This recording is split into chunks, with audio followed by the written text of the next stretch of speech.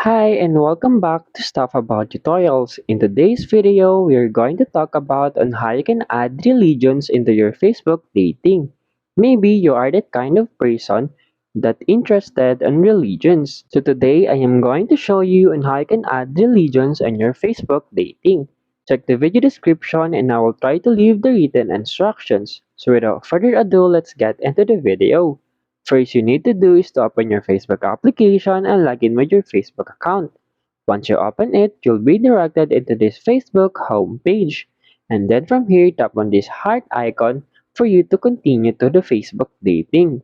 From here, you will see this like you, friendship, matches, and then the profile. Simply tap on this profile. And then in here, you have to scroll down and you will see in here add religions under the beliefs.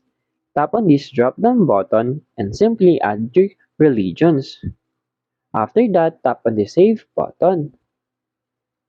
As you can see, here is your religions.